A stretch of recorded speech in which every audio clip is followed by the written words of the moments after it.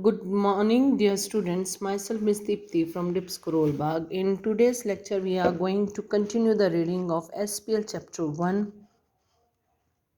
Role of Role of the Indian Constitution. In the previous lecture, we have read about the meaning of Constitution and why we need the Constitution and how the Indian Constitution was drafted. In today's lecture, we are going to read about the preamble of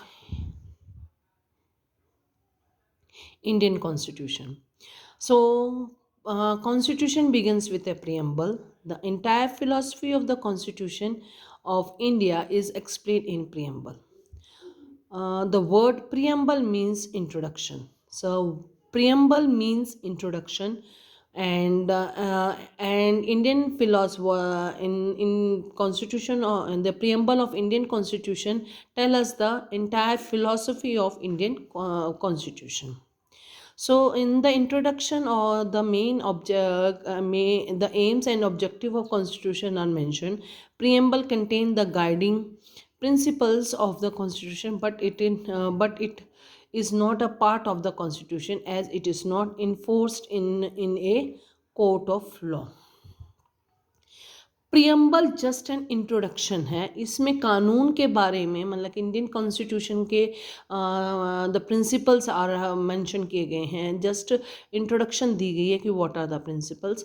ये इनको preamble को challenge नहीं किया जा सकता because it is not a part of a law. It is just an introduction, so that is why it is not we cannot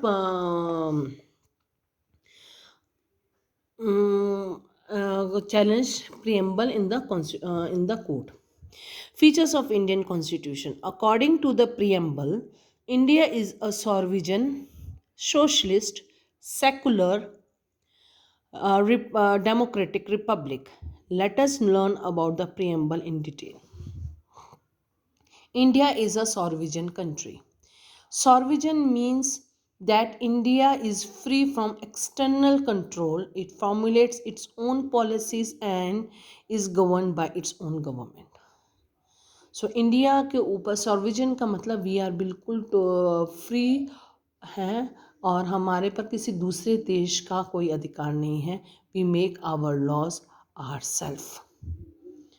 so that is why we are called sovereign country. India is a secular country. Here in India, all religions are treated as equal, and people follow any religion religion will have equal rights. It shows that no existence of religion by bias in the country. So India is a secular country because India की constitution में किसी धर्म विशेष के बारे में कोई बात नहीं बोली गई है.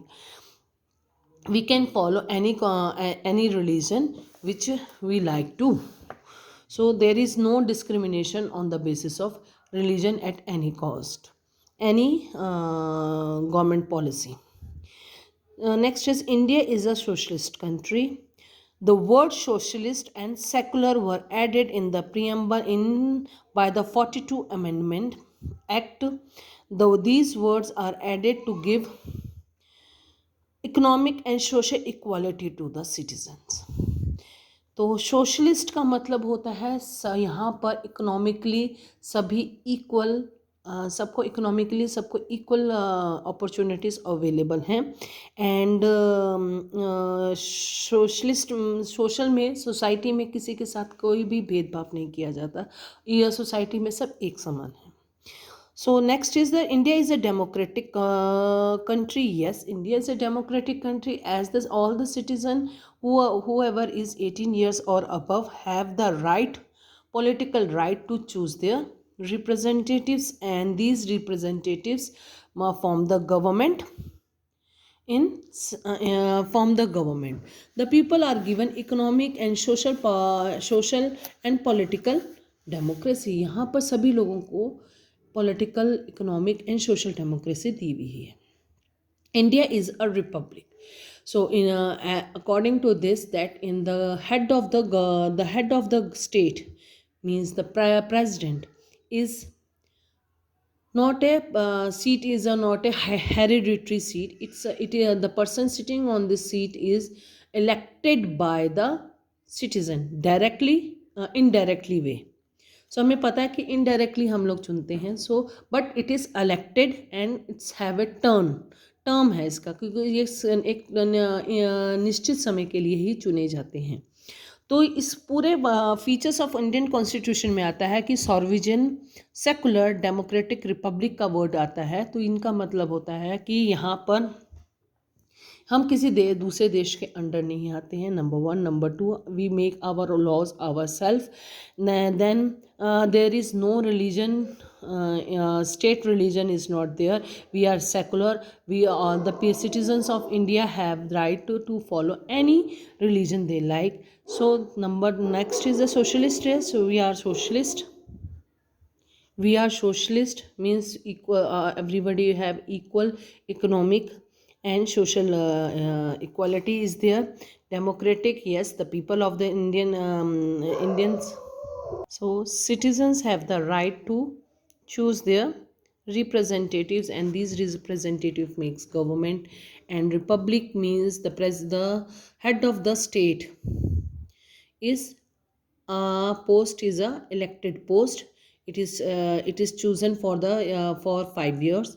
So that is why we are known as a republic country also. So parliamentary form of government, India is a parliamentary form of government. Now we are going to read about it. That the elected representatives of the political party political party form the government. So in the center, and it is called the parliament. The parliament consists of two houses, Lok Sabha and the Rajya Sabha. Lok Sabha is also known as the lower house, whereas Rajya Sabha is known as the upper house. Lok Sabha consists the legislature and executive powers, as well as financial powers also इनके पास में होती हैं. Legislative and executive powers are in the hand of Lok Sabha.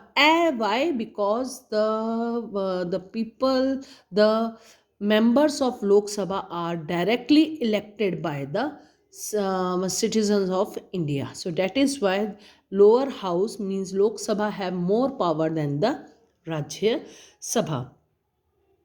So in India there is a divisions of power between center and the state, which is guaranteed by the constitution. There are three lists.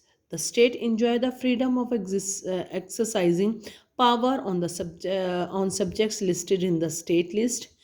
Number two, the subject of the national importance are mentioned in the union list. And number three, subjects and subject which are of common concern are included in the concurrent list.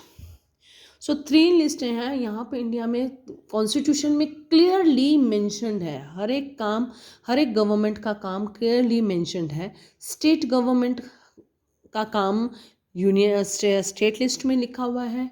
Union government के काम जो भी work हैं that is written in the union list. Whereas कुछ ऐसे काम है जिनमें दोनों को मिलकर काम करना है, दैट इज़ कंसर्न, दैट उन कामों को कंसर्न लिस्ट में रखा गया है, कंकरेंट लिस्ट में रखा गया है।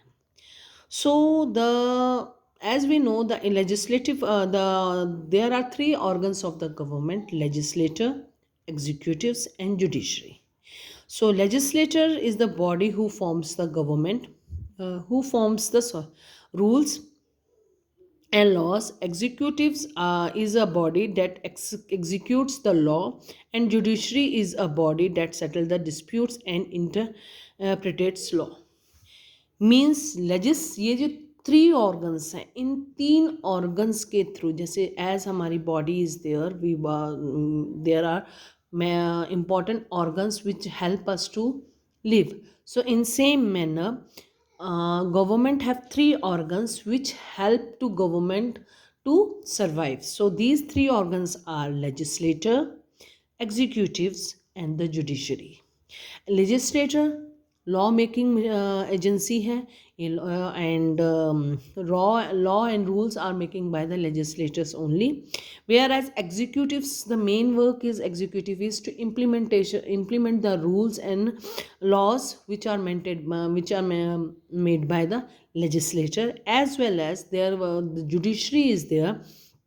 The main work of judiciary is to solve the disputes among the people or among the states, and it also interprets law.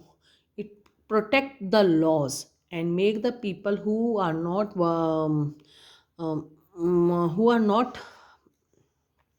following the law, they make them to follow the laws. So these are the three important organs of the government. In next lecture we are going to read about the one of the most important thing which is given in our constitution is fundamental rights. So thank you very much, have a nice day, stay home, stay healthy.